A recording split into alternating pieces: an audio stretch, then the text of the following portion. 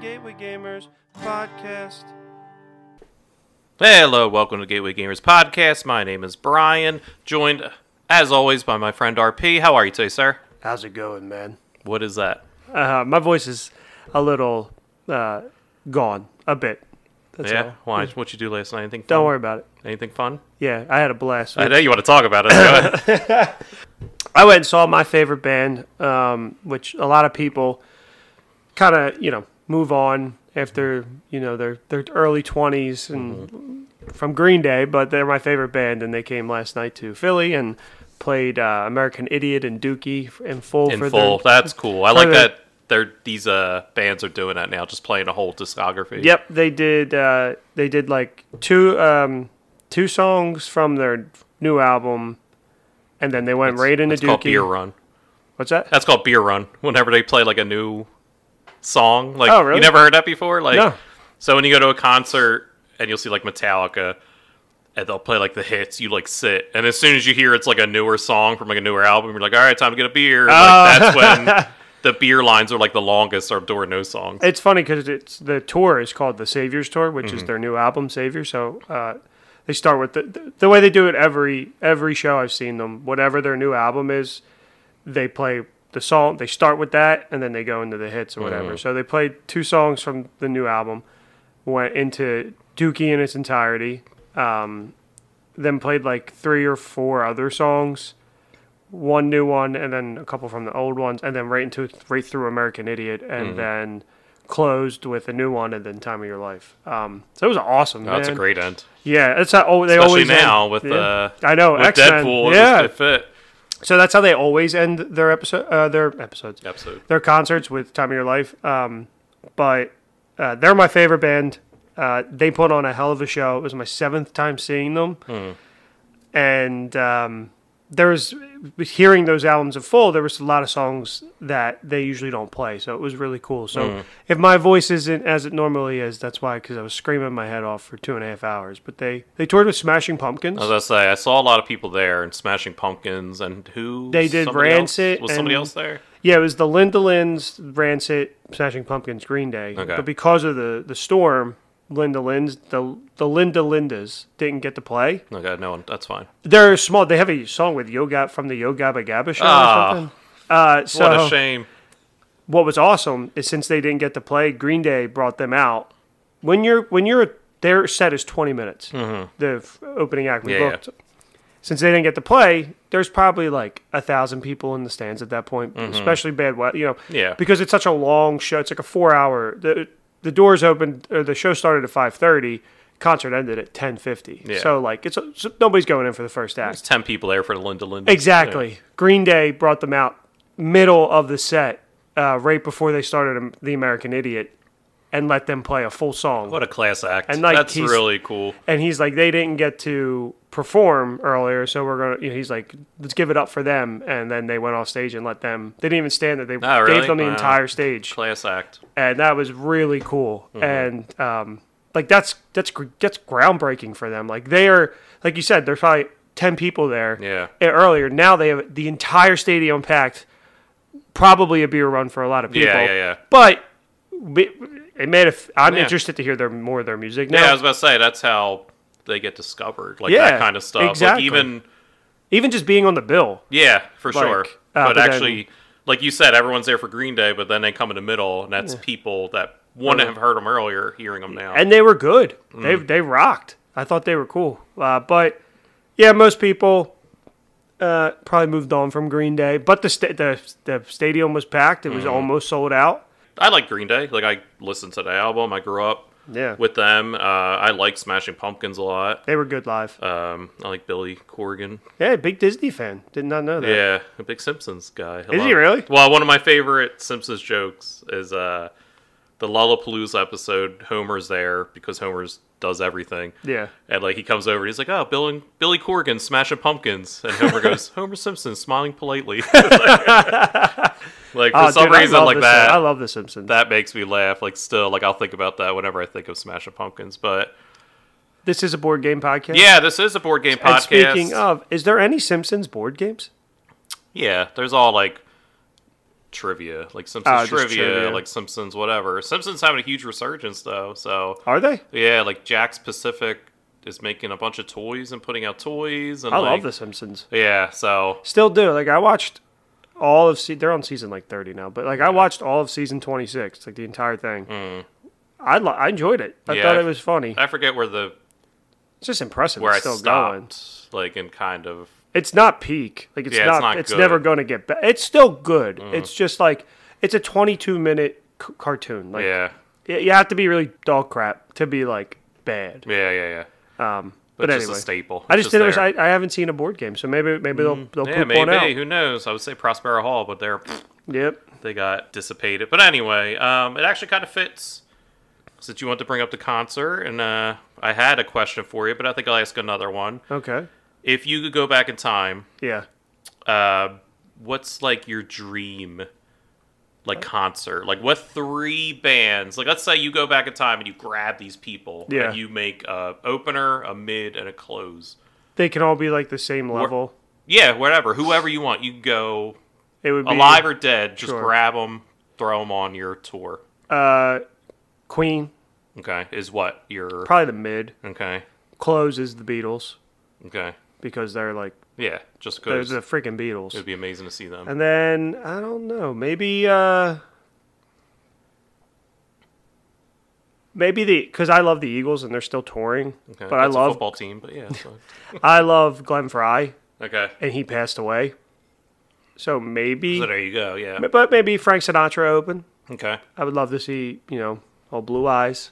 I don't know. It's a tough question. Yeah, that was definitely those two are like soup. The Beatles, Queen, like easy are yours. Yeah, because they're like amazing. Yeah. I'm not a huge Prince fan. Maybe Prince. Okay.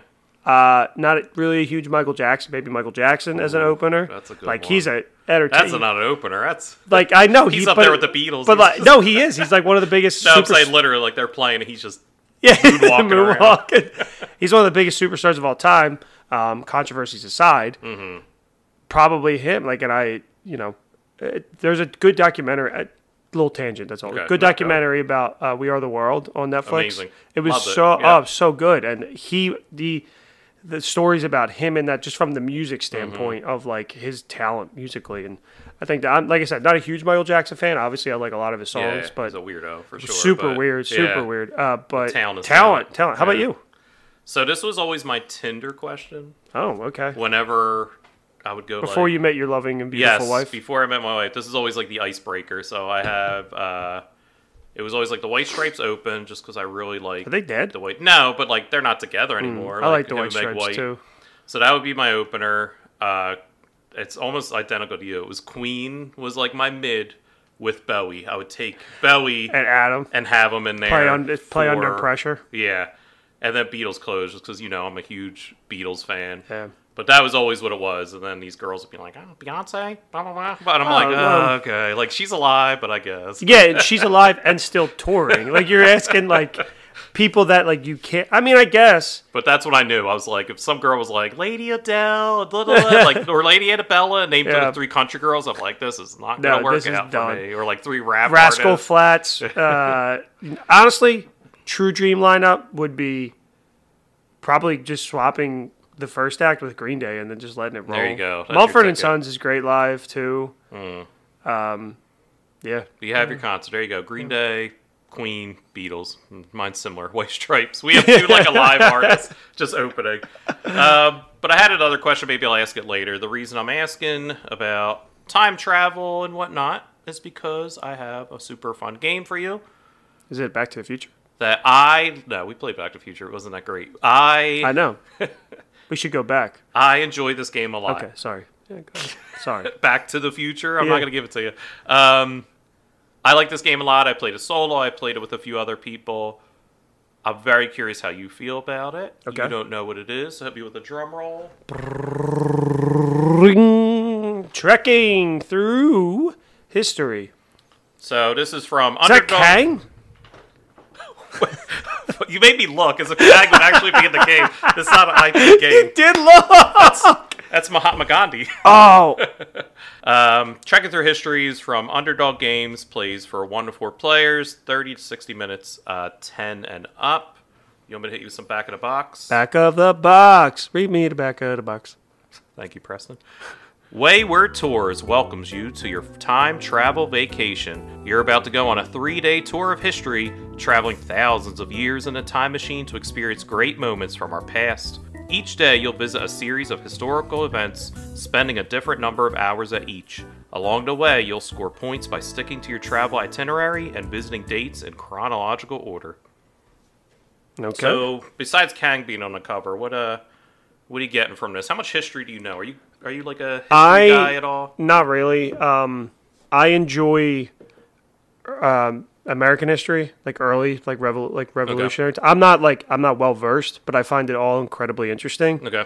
And specifically the 1920s, because of Prohibition and like obviously the wars and like what that did to our country. Okay. And then obviously like that Prohibition led to the mob rise of the organized crime, which is the mob. Like all of that, I find super fascinating. Well, I have a feeling this game will be your thing. So, you ready to go play?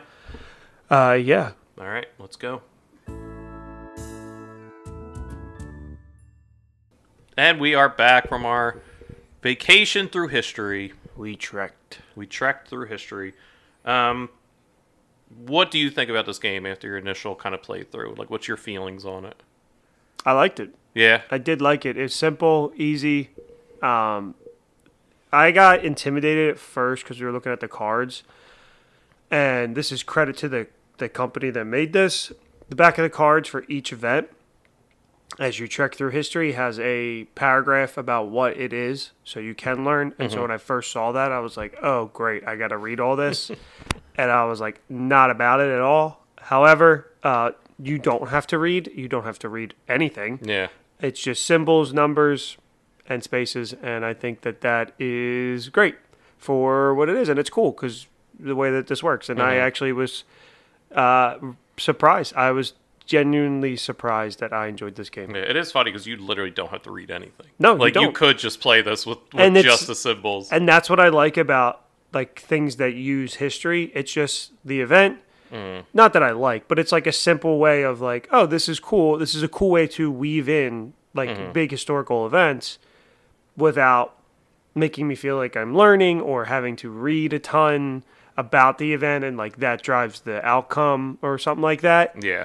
So I thought it was cool to be like, okay, well, I could start at 500 BC and then my deck ends at 1399 or whatever. So yeah, no, I enjoyed it. How about you?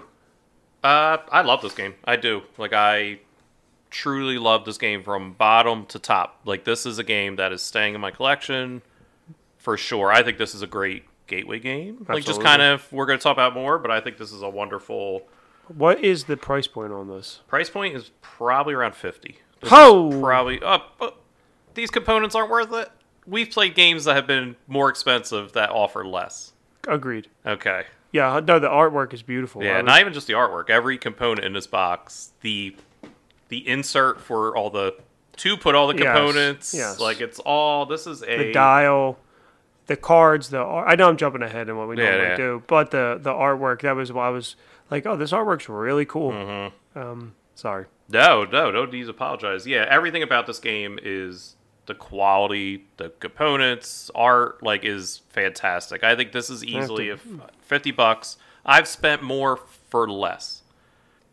So let's just kind of go through how it plays. Your goal is to travel for 3 days through different points of history to collect points, and how that works is you are given a itinerary tracker, and what that is basically it has 4 symbols of the game from the cards you're kind of collecting. So it has like a copper penny, a blue document, a yellow light bulb, and then a green leaf. And these are the 4. I don't even know what they represent, honestly, but they're just like 4 different things. Probably like the innovations of the industrial revolution.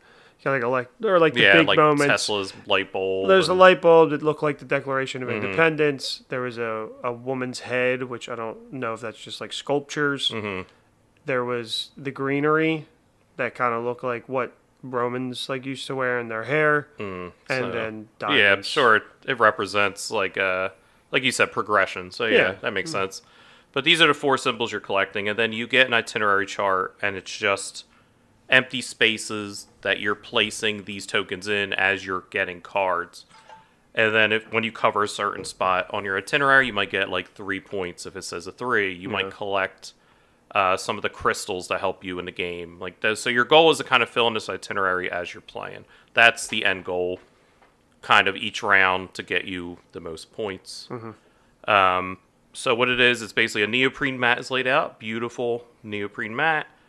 There's 3 decks for the 3 days that you're vacationing, and it just has different time periods on it. Like day 1 has like a lot of BCE early cards, and then by the time you get to the 3rd deck, it's more modern era for sure. Like it's a lot more 1700s, 1800s, 1900s. And then you have I call it a time turner, just because I'm a Harry Potter nerd. Yeah. But it's essentially that's what it looks like. Yeah, it's like a board that represents a timepiece, basically. Yeah. And then you have little tokens that move around it, and that's pocket watches. Yeah, and that's basically like your movement for the day.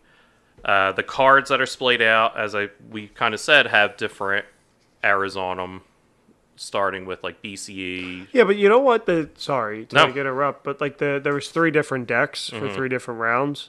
There was like no really rhyme or reason to the events or anything. Nah, they're not split up in any certain way. But like I said, like the first one, they just it seemed like they get more spaced out as you go along. Where the first deck is like, I guess maybe that's the level of difficulty. The first round, I felt like there was a lot of like, BCE like 1000, BCE 900, like 980 stuff. I felt like that. Maybe that's what it is. I don't know the rhyme or reason, because you don't change like your stack between rounds. So like it's just kind of, I don't know. I'm sure someone had to have play tested, but like this makes sense and not just haphazardly threw stuff together. Absolutely. But I looked at the first time and I'm like, I don't know why this is kind of split 3 days or 3 decks. It could just been one giant deck. But again, somebody knew what they're doing. So you have 5 of those cards out in front of you, and it's just kind of randomly drawn through the pile and fills in the row. And then on RP's turn, you take the card that you want. Your goal is to get as many points as possible. But like, what's the card you want? Like it's earlier. Yeah, just like the chronological order. You want to try and map based on what's available. You want to get what's closest to you. Like, say I have 500 BCE, and on the table there's a 300 BCE, a 100, or let's just say, for example, there's a year 500, year 1545, 1776, and 1800. So of that, you're like, well, that is far from that, from 500 BCE, but taking the year 545, whatever, is my best result and all. But also, you need to look at what you want, your itinerary, itinerary, what you need for points. So it's a tough game, because then those cards shift away, move down, more ones come out, and that could be completely. So it's all chance. Yeah, I like that, because it's a bit of luck and like a bit of like mitigation of what you want, because the cards that come out kind of throw a wrench into your plan, which anybody who has ever run an itinerary is what happens. Just random happenstance. Thematic to time traveling stories. real life and imaginary. Yeah, absolutely. So your stack, how long your stack is of chronological cards is also a point. So it's like you have like 10, if you're able to get like 10 chronologically perfect cards and you end your trip there, basically, you get like 30 points. Like it's insane how many points. So it's the mitigation of, I want to keep my row of cards long, but then I also have to fill my itinerary to get the points. Like, I like that. I like that it's a good balance of, well, it's like I can read to Helen Keller to get this thing that I need, or I can, like, eat a sandwich with Napoleon for this point. Like, it's just kind of like, what do you want to do versus what do you need? The one I saw that made me laugh a lot was just talking about like names was the practice suffragitsu. So like it was suffrage. Okay, and yeah. then jiu-jitsu, and it's a woman taking down like a guy. Yeah, it just some looked kind of like guy. It's funny. yeah, it looked like Mary Poppins, like Yeah, Arab yeah, clothing, and yeah. she's like flipping a guy over. Yeah, that one is. I thought that was funny. That one does pop up a lot. It makes me laugh. There's the artwork. We'll talk about the cards are fantastic. So at each time you buy a card, at the bottom there's a little number on it, and that's how much time you lose on your time turner track. We'll keep calling it. And that has like 12 spaces on it, so you can buy like 12 worth of cards in your day. But then you're also gaining these little like time crystals that you pay to reduce the cost. The hours. Yeah. So it's a good balance of that as well. Of like, all right, like I could buy this card, but it's going to cost me this much unless I use these crystals that you're kind of just getting haphazardly. And then each time you buy a card, where it is on the row is also a symbol underneath, which we forgot the first round, which was my bad because the first itinerary was like, I don't remember this game being this hard, like because we weren't filling out our itinerary. And then I realized where you buy the card is an additional like token. So the first card in a row is like one of the copper coins. Second one is a document. So that's also part of it because it's like you want to buy the card for your itinerary, the card for your row, and also what's underneath is important. Yep. So it again a good balance of what you need versus what you want. That continues for 3 rounds. You're scoring points as you go. Points go up to 100. I guess if you score 100 points before the 3 rounds, the game's over. I mean, I would assume so. I would assume so. Yeah, because it's just, you can't. you're the winner. You're the best. There's nothing you could do. There's no rule officially for that, but yeah, sure. I was damn close with my 99, but versus what you're. I thought you got 100. I got 99. I was right there. The personal best. 99 red balloons. 99 Luft balloons. So that's pretty much it. That's how it plays. It's like I said, this is a fantastic gateway game. I think this is a game that I would totally pull out for somebody. Just be like, hey, like, check this game out. Like, you learned it in less than a minute. Like I was like, hey, you do this.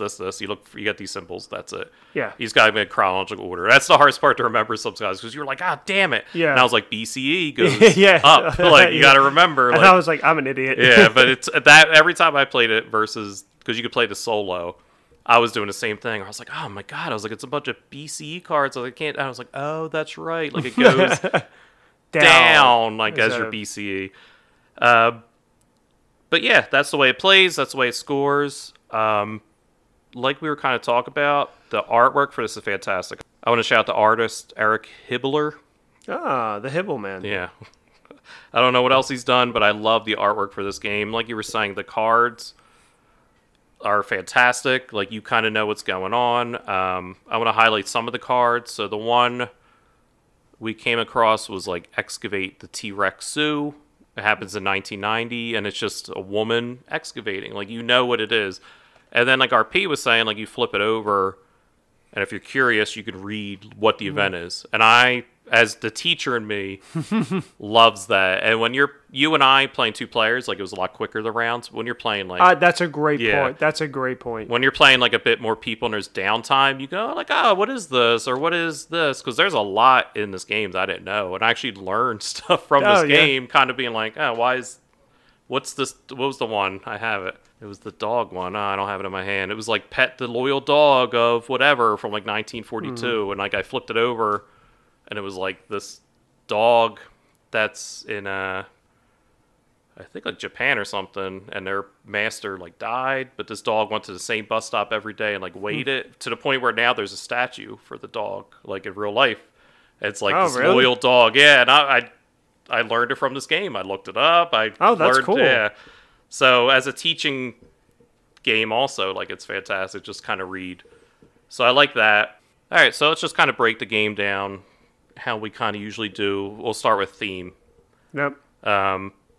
We love a good theme. We do love a good theme. What do you feel? Like, do you feel... on point. As I said, kind of when we came back, like it was cool to set up the layout, the artwork, like perfect. Yeah, It's what it was setting out to accomplish. It achieved. Yeah, it's almost like we always say oozing theme. It's almost like oozing too much theme. We're like it's like a clock theme mover, clock theme pieces that you're moving around. I love it. If you walk by, you're like, oh, they're probably time traveling because everything about this says what it is. Time travel. Absolutely. So yeah, I liked the theme. Really fits.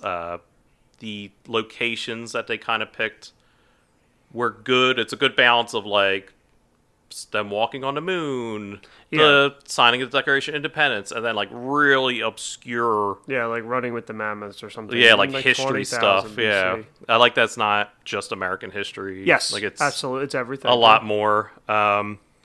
Aesthetics we kind of talked about. I like it. The components, like I think the box presence is huge too. I love the box, the colors. It's very bright, and it's not like the pictures aren't like perfectly colored. It's very like watercolory and like faded like into each other. Like I like that look. On the table, it looks great. Yeah, like everything's spread out in the improved mat. All the cards, the colors like explode on the table. The mat was interesting that it was a mat and not a board. Yeah, that's the quality you're getting. I don't know if what I prefer at this point. I prefer a board.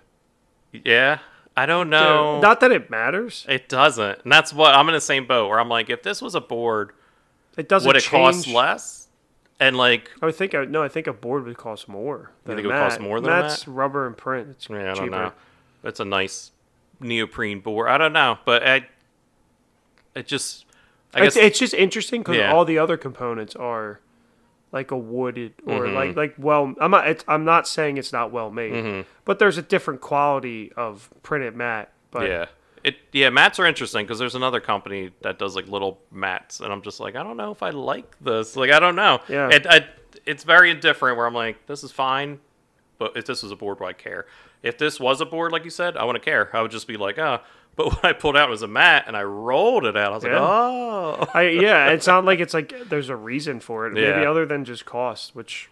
Yeah, I'm curious what the cost of a mat versus a board would be. But, yeah, like when that's out, your time turner, all your pieces are moving around the cards, like the colors pop. Like this looks amazing on the table, like once it's kind of all out and moving. Replay value?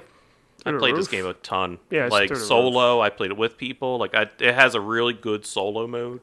Oh, where you're kind of playing against almost like another person, but they have a giant itinerary board that moves throughout the 3, and they always pick like the lowest time or the time that they need next. Oh, okay. It works really well. It's a really good solo mode, and I played it a bunch. Like I said, everyone I played this with enjoyed it. And I'm not tired of it. I could play this again if you want it immediately. I could play it 3 more times because it's quick. The speed of it makes it replayable because it took us 20 minutes? Easily 20 to 30 minutes of how quick it is. Including setup. Yeah. It's just boom, boom, boom, and it break down. Boom, boom, boom. Like, it just works for what it is. And the variety of cards, like, it's such a huge stack of cards that you're not going to kind of see the same things all the time. Definitely. So replayability's high. Ease of play. Like I said, this is a gateway game. Yeah. 100%. But I also think that it's a good like game. Like I don't think a person who's more versed in games would poo-poo on this. This is a good beer and pretzel, like talk. Yep. As you're kind of playing. Those are some of my favorite. Yeah, I know that's your kind of enjoyment with games is that you can... Some. Like it doesn't need to... I like games that are that, but also just are not, but not super intense. Mm-hmm. Like to me, Hogwarts deck builder is a level of a little bit more intense because you got to pay attention to what you're doing. Yeah. But there's time to kill a little bit. You know what I'm saying? Yeah. Yeah, I know. We talked about it before because you and I don't get together as much as we would love. So when we do get a game day in, we also want to talk about stuff. Like last night was D23, and as we're playing this game, we're just talking about, hey, did you see this trailer? Did you show that? Like we were able to play and do that. Yeah. And didn't skip a beat. Nope. Like, I think only once you asked me if it was my turn. Like, that was kind of it. Like, we knew... Well, because I went and got my dog. Yeah. I let my dog out. That's why. But we knew the rhythm. We knew it was happening. It wasn't, like, overly complicated. And then finally, it's just like, what we always kind of say, like the luck and tactics. Yeah. I think this game has some. I think it's a good balance. Where, like I kind of said, the cards coming out are random. Your itinerary is always kind of random. You're shuffling them and drawing them between each round, so you can't plan for that. There's a little bit of just being able to short plan ahead by seeing the cards that are out, but like there's some turns where you can go twice and then you can completely screw that up. So it's all luck based. I don't think it is. I think it's a balance because. But like if you clear out 2 cards and then that shifts down and then another can leave, then that 5 now could potentially become. But 2. your manipulation of the tokens is the strategy. Well, yes, but that's where I think it's. But that's also based on the cards that are available. Yeah, I think it's. I agree. It's a balance. Yeah, it's like definitely a balance. The luck of what's coming out, but then you can look at that and go, okay, like here's how it goes. Because the one turn, I did the strategy of paying a bunch of time tokens to reduce the cost of everything. I had a bunch of these time tokens. And because I was behind you, as long as I'm behind you on the time turner, like it's my turn until I get ahead of you. So the one thing I bought, it was like break the sound barrier with whoever.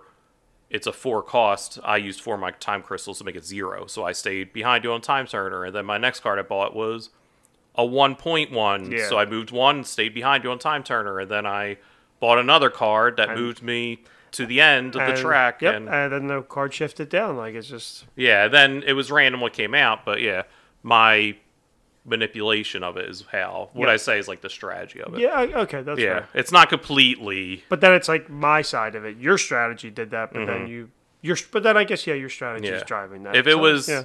If you bought a card and then put your hand into a bag and pulled out a random one of these 4, then it would be complete luck. Sure. But that's pretty much all I have to say about this game. I think I'm very curious to play the other ones. I'm curious to play Trekking Through. Is it the same thing? I don't know. If it is, I don't think it's 1 for 1 exact same. I think I looked at the Trekking Through the World, and it looked like more detailed was going on. Okay. Like not just like buying fish and doing this. Sure. Like I think there was more. I'm going to look into it. But even still, like. I think if it was, like, similar enough, like, I'd probably do the world if it was more animals. Like, the parks, I already have parks. Sure. That game, so I've traveled You've done the parks, yeah. But the world, it's like, I love animals, so I would prefer animals over history if they are a 1 for 1. But I'm pretty sure they're different. But Underdog Games did a fantastic job. Thank them for sending us this. This was actually thank you. A review copy. I can't recommend this enough. To new gamers, old gamers, whoever. This is a great gateway game. No, this is good. I'll balk at the price point a little bit. I won't lie. Depending on actually what it is. Hold on. It's $50. It's $49.99. That's MSRP. What's Amazon though? Like what's the like suggested retail price? That's like so places can fluctuate, especially Amazon. Getting live Amazon searching right now. So yeah, Trekking Through History is $50. $49.99. $49.95. Oh, on Amazon. Save that 5 cents. US dollars. Yes. It's a lot. You get a lot. You get a lot of replay. That's a good point. However, what I think about in other games that we've played is like the Harry Potter deck builder is like $50, and that is like that's your wheelhouse, so it makes sense. Yeah. It all depends. And like if you are not a big gamer, but this might be the one that you can pull out with your family and your friends, then that $50 is absolutely worth it. So it's great. Great table presence. Great art. I love the art. It's a little bit of a cartoony art, and I enjoy that. Okay. So I think the art's great. Pops, agree with everything you say. Check this game out. If it's in your wheelhouse, maybe watch some YouTube videos before you buy it. But if you could go, instead of 3 places, we'll say 1 place in time, where would you go? That's a good question. Honestly, maybe the resurrection of Jesus. Like, if it's real. That's fair. Like, if it's real, I would be fine with blowing, like, my 1 on if it's real. I believe in God, like but that is all I'm like. That's you're fine. Like that's funny, but it's just like I was like Opening day Disney. That's where I go. I'm a little more selfish. I also...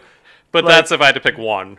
That's always like my go-to. If not, maybe like... I never want to go too far back. No, that's far back. That's very far back. But it would be just for that, and then I would leave. Then you just go, Yeah.